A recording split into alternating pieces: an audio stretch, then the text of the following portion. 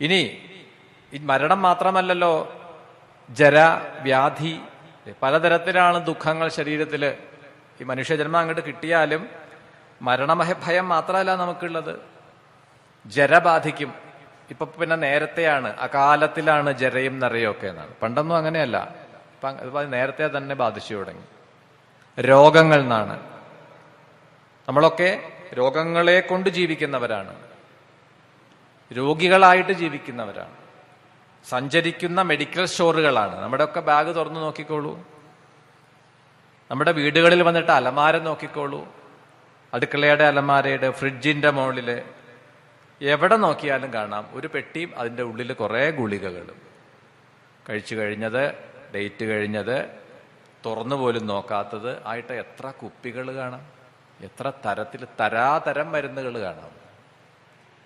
അപ്പൊ രോഗം കൊണ്ട് ഇങ്ങനെ എപ്പോഴും പലതരത്തിലുള്ള ദുഃഖങ്ങളും വ്യാധികളും ചുറ്റി നിൽക്കുമ്പോൾ എങ്ങനെ ഒരുവനെ സ്വസ്ഥനായി ജീവിക്കാൻ പറ്റും? ജനിച്ചു വീഴുന്ന ഒരു കുഞ്ഞിനെ മുതൽ നാണ് എപ്പോ വേണമെങ്കിലും ബാധിക്കാം. ഒരു കുട്ടി ജനിച്ച് അധികം കഴിയുന്നതിന് മുൻപേ ചിലപ്പോൾ ആ അമ്മയുടെ മടിയിൽ കിടന്നുകൊണ്ട് മരിക്കുന്നത് കാണാം. എത്രയോ കാലം ജീവിച്ച്, 90-100 വർഷം ജീവിച്ച് ശതാഭിഷേകവും കൂടി കഴിഞ്ഞിട്ട് മരിക്കണത് കാണാം. അപ്പൊ ഇവിടെ മൃത്യുവിന്റെ മുഖത്താണ് നാം ജീവിക്കുന്നത്.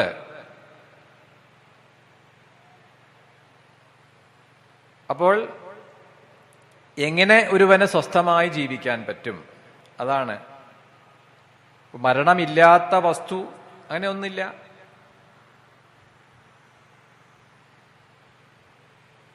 അപ്പൊ ഇവിടെ എന്താണ് ചെയ്യാൻ പറ്റുക എന്നാണ്. ഇങ്ങനെയുള്ള ഈ പുത്രന്റെ വാക്കുകൾ കേട്ട് ഏറ്റവും ഒടുവിൽ ആ പുത്രൻ സമർത്ഥിക്കുന്നത് സത്യമാണ് എന്നാണ്. സത്യമാണ് ഒരിക്കലും നശിക്കാത്തത്. ആ സത്യയോഗപരായണനായി, സത്യാഗമനായി, സത്യവാനായി, സത്യസന്ധനായിരിക്കുക, അത് മാത്രമേ വഴിയുള്ളൂ.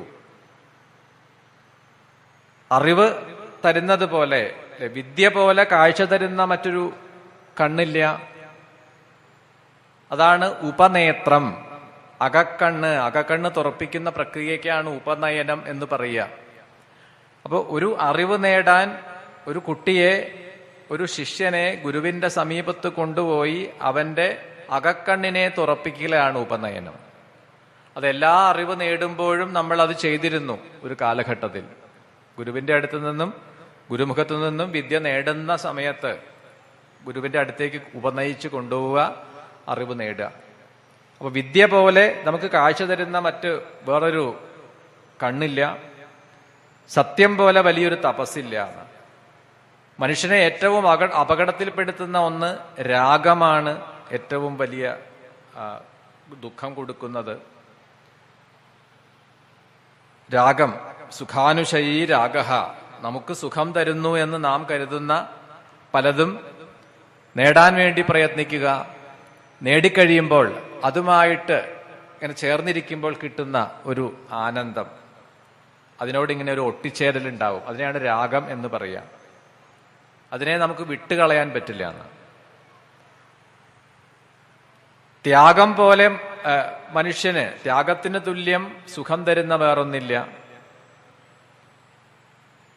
അപ്പൊ ഒരുവന് വേണ്ടത് സമത്വം, ഐക്യം, സത്യം, ശീലം, സ്ഥിതി, ആർജവം, ഇതൊക്കെയാണ് എന്നിങ്ങനെ ഈ പുത്രന്റെ ഉപദേശം കേട്ടു അച്ഛന്റെ ആ അജ്ഞാനം നീങ്ങി എന്നാണ്. പിന്നെ മറ്റൊന്ന് പറഞ്ഞതാണ് ശംഭാകഗീത, പ്രസിദ്ധമായിട്ടുള്ള മറ്റൊരു ഉപദേശം. ഒരു ദരിദ്രനായ ഒരുവനാണ്, മുഷിഞ്ഞ വസ്ത്രം ധരിച്ച്, പഴയ ഏറ്റവും മുഷിഞ്ഞ, ഒന്നിനും കൊള്ളില്ലാത്തൊരു വസ്ത്രം ധരിച്ച്, വിശപ്പ് സഹിച്ച്, കഴിക്കാൻ കയ്യിൽ ഭക്ഷണം പോലുമില്ലാതെ, അങ്ങനെ ഒരു ദരിദ്രനായ ഒരുവന്റെ പേരാണ് ഇവിടെ ശംഭാകൻ എന്ന് പറഞ്ഞത്. അയാൾ പറയാണ്, ലോകത്തിൽ ജനിച്ച ഏതൊരുവനും ജനിച്ച നിമിഷം മുതൽ സുഖവും ദുഃഖവും പിന്തുടരുന്നുണ്ട്. അതിന് പല കാരണങ്ങളാണ്, പല ഘടകങ്ങളാണ് അതിന് നിമിത്തമായിട്ട് വരിക എന്നാണ്. നമ്മൾ വലിയ ധനിക ഗൃഹത്തിൽ ജനിച്ചതുകൊണ്ട് സുഖമായിരിക്കണം എന്ന് ഉറപ്പിക്കാൻ പറ്റില്ല. ഒരു ഏറ്റവും ദാരിദ്ര്യം നിറഞ്ഞ അവസ്ഥയിൽ ജനിച്ചതുകൊണ്ട് എന്നും അങ്ങനെ ആയിരിക്കും എന്നും ഉറപ്പിക്കാൻ പറ്റില്ല.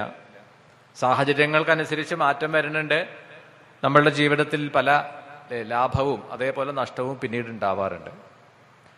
അപ്പൊ സുഖവും ദുഃഖവും മാറി മാറി ഒരുവനെ ബാധിച്ചുകൊണ്ടിരിക്കും.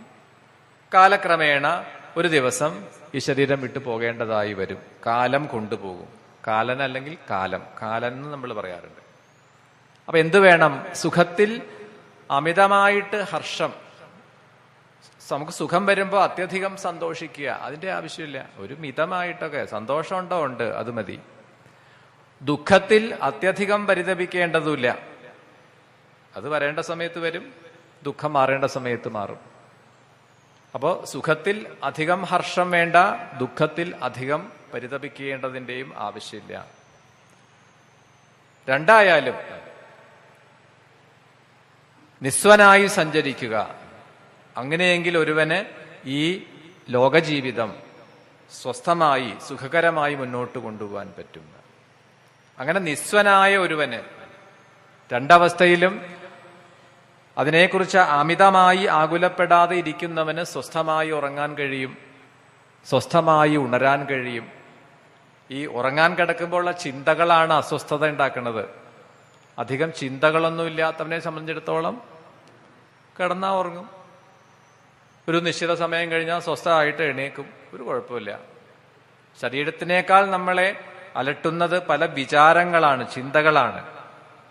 അതാണ് പിറ്റേന്ന് ഉണർന്നെഴുന്നേൽക്കുമ്പോഴും ഈ ഇന്നലെ നോക്കിയാൽ മതി, എത്ര സ്വപ്നം കണ്ടു എഴുതി വെച്ചിട്ട് നോക്കുക.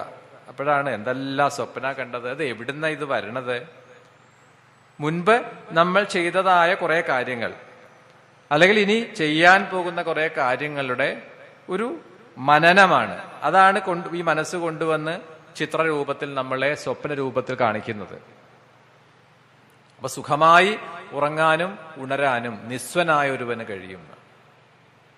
അത് പഥ്യമായതാണ്, അനാമയമായതാണ്. ശരീരത്തിന് രോഗമില്ലാതെ ആരോഗ്യത്തോടുകൂടി, അതിന് പ്രത്യേകിച്ച് വേറെ ഔഷധം ഇല്ലെങ്കിലും നിസ്വനായ ഒരുവന് ഇതൊന്നും ബാധിക്കില്ല എന്നാണ്.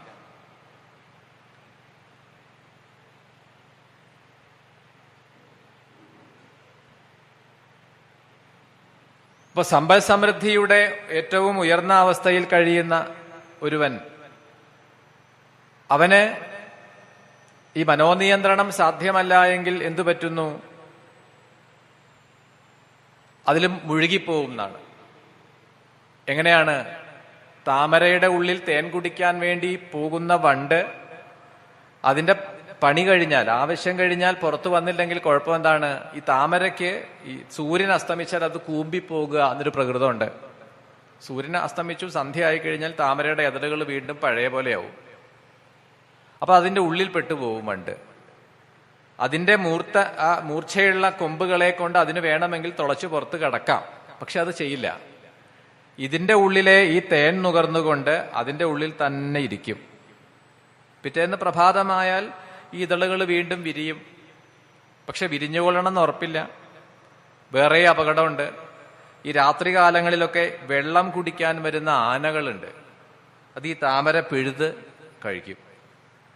പലപ്പോഴും അതിൻ്റെ ഉള്ളിൽ പെട്ടിരിക്കുന്ന വണ്ടുകൾക്കും അങ്ങനെ ആപത്ത് സംഭവിക്കുന്നത് കാണാം.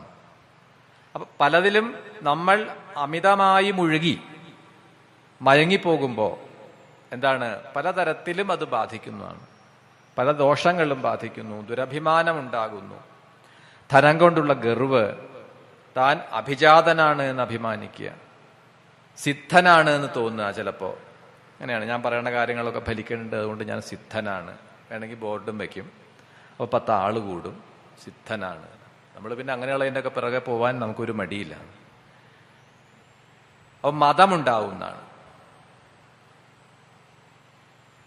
അപ്പൊ ഇങ്ങനെയുള്ള സങ്കടങ്ങൾ പിന്നീട് നമുക്ക് ദുഃഖം തരുന്നതായ കാര്യങ്ങൾ.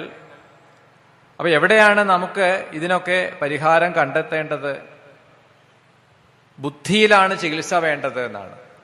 നമുക്ക് ഭ്രമമുണ്ടാക്കുന്നതൊക്കെ ഈ ബുദ്ധിയുടെ ഇതാണ്, ബുദ്ധിയുടെ പ്രകൃതമാണ്. അപ്പൊ ചികിത്സ ചെയ്യേണ്ടത് അവിടെ തന്നെയാണ്. വയറുവേദന എടുക്കുന്ന ഒരാൾക്ക് ഒരു വിക്സോ അമൃതാഞ്ജനോ കൊടുത്തിട്ട് വയറിന്റെ പുറത്ത് പുരട്ടിക്കൊള്ളാൻ പറഞ്ഞ കാര്യമൊന്നുമില്ല. വയറിന്റെ വേദന അകത്താണ്, വേദനയ്ക്ക് കാരണം അകത്താണ്. പുറമെ വയറ്റിന്റെ പുറത്ത് ഇങ്ങനെ തിരുമ്മി കൊടുക്കുക, കുറെ വിക്സോ അമൃതാഞ്ജനോ അല്ലെങ്കിൽ ഏതെങ്കിലും ഒരു പെയിൻ ബാം, ഒരു പ്രയോജനമില്ല, ആ രോഗം മാറില്ല. ഈ നമ്മളെ ക്ലേശിപ്പിക്കുന്ന, നമ്മളെ വല്ലാതെ അസ്വസ്ഥമാക്കുന്നതായ പലതും ബുദ്ധിയുടെ തലത്തിലാണ്. അപ്പൊ ചികിത്സ വേണ്ടതും അവിടെയാണ്.